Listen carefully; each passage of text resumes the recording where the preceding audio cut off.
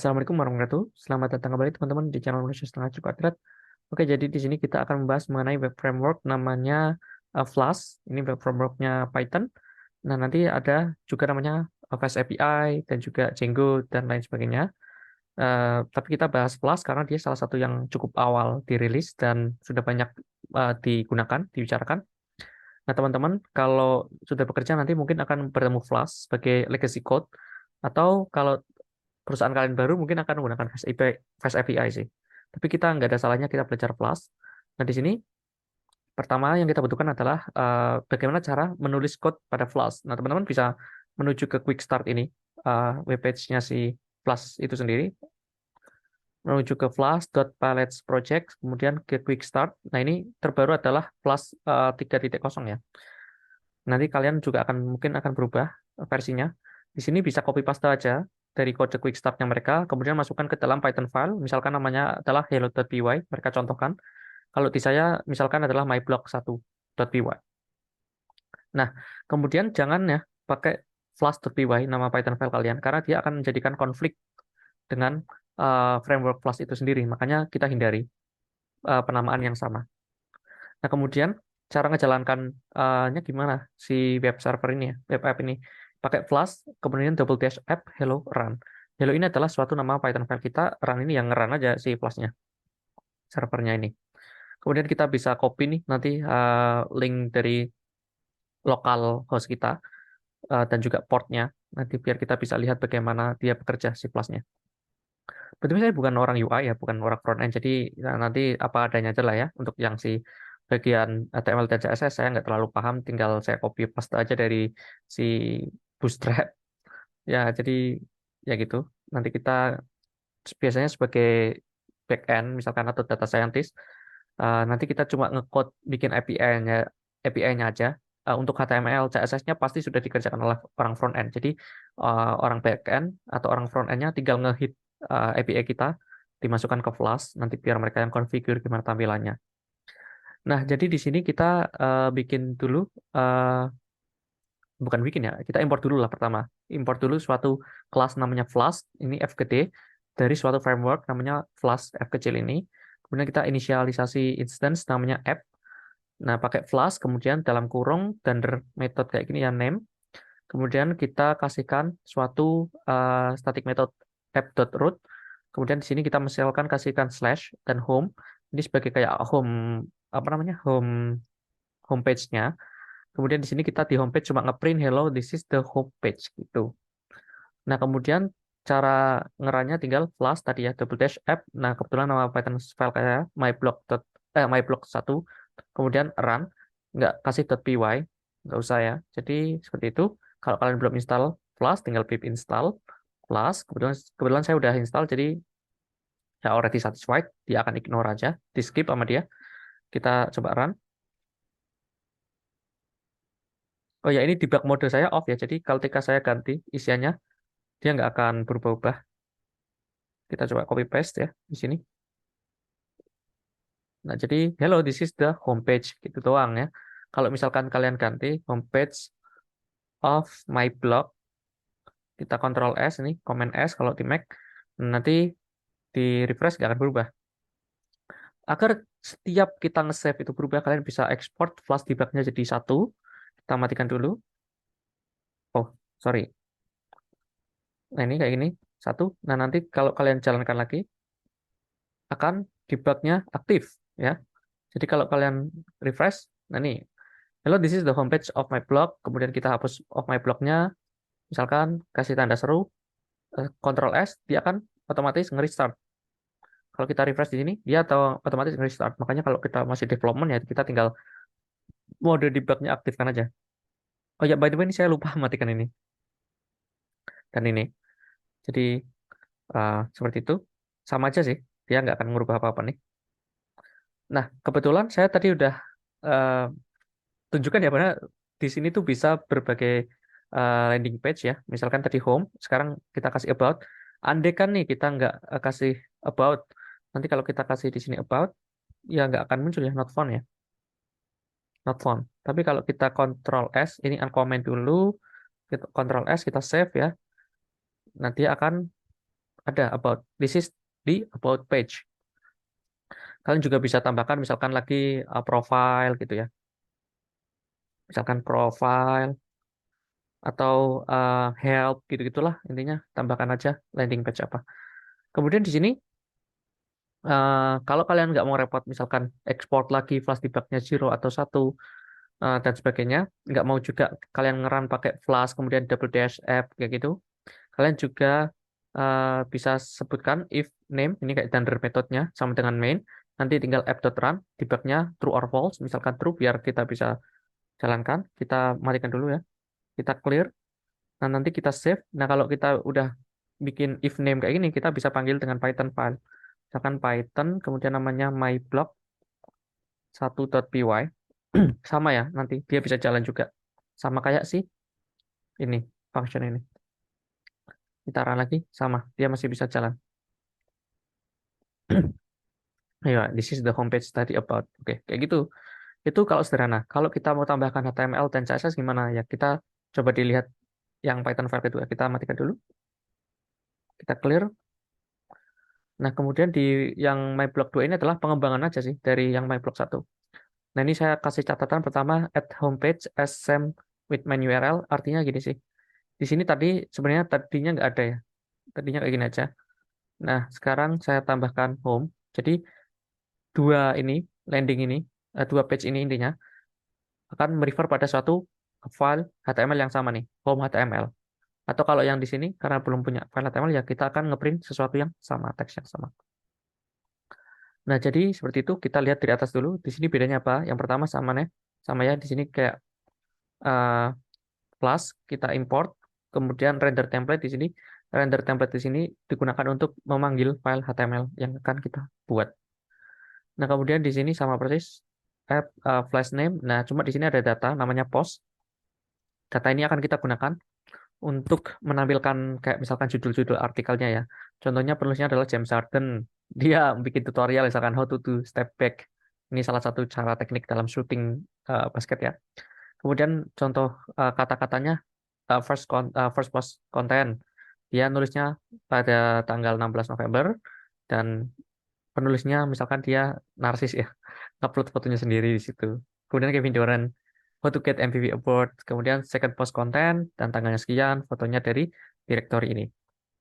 Nah, direktori ini harus disesuaikan dengan direktori kalian ya. Kebetulan kan saya ada di main parent, eh, main parent. Ya, intinya adalah di parent ininya, eh, strukturnya itu di parentnya. Karena dia Python file, kemudian di sejajarnya dia itu ada folder namanya static dan templates. Makanya kita lihat di sini di static ada folder namanya image.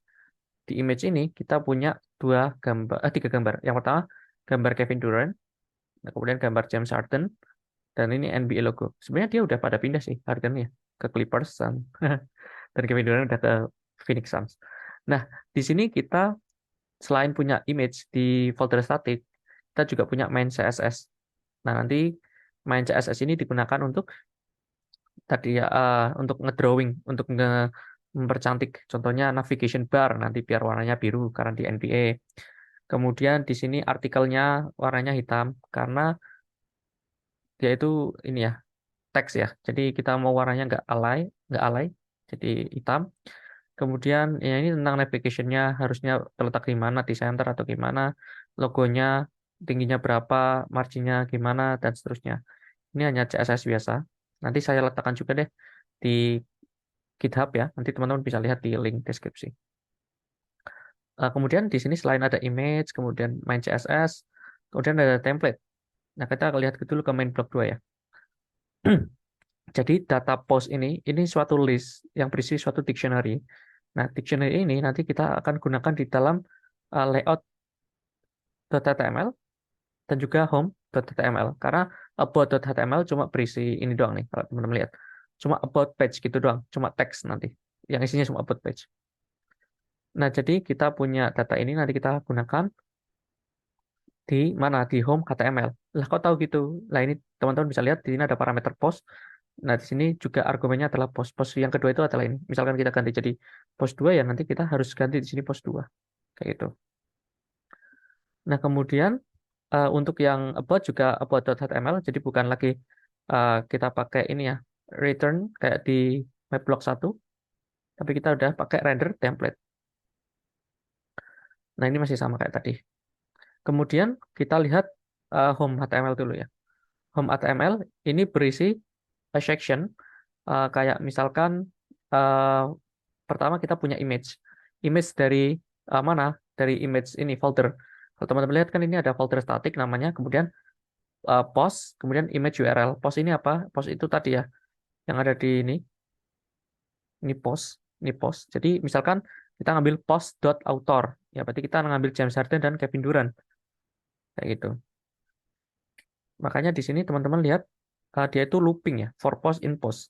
Jadi looping untuk semua uh, item di dalam list tadi post.